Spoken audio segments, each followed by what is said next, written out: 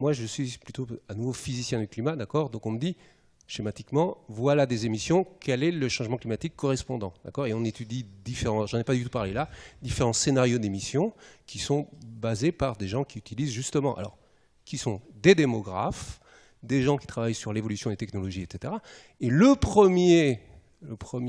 un des pilotes très importants de l'augmentation de l'émission, c'est le changement de la population, bien sûr, qui est prise en compte par les gens qui développent ces scénarios, et effectivement de la révolution du niveau de vie.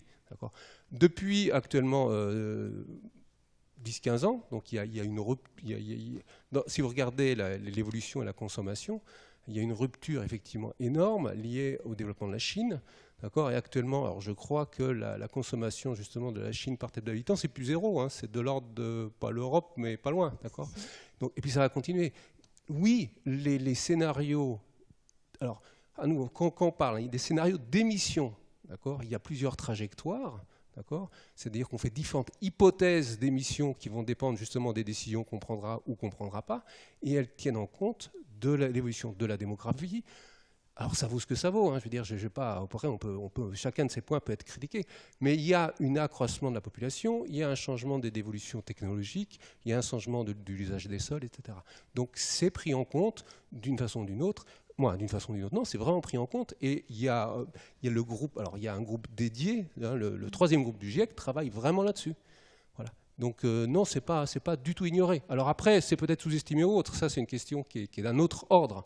Mais je ne crois pas. Et disons actuellement, si on reprend les évolutions justement des émissions de CO2, alors on est sur la partie haute, hein, des estimations, parce que ça fait quand même 10 ans qu'on en fait des estimations, donc on a quand même un niveau des projections. On est sur la partie haute de ces émissions, mais disons, on s'est pris en compte. Il y a peut-être des erreurs dans la façon dont c'est pris en compte, mais ce n'est pas ignoré, ça c'est sûr, parce que c'est du premier ordre.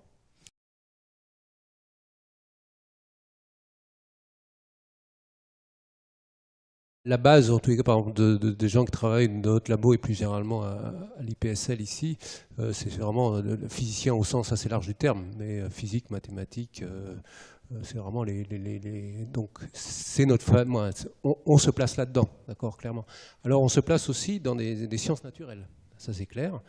Et on se place aussi dans quelque chose où, effectivement, on n'a pas, par rapport à la physique classique, disons, on n'a pas l'expérience de labo.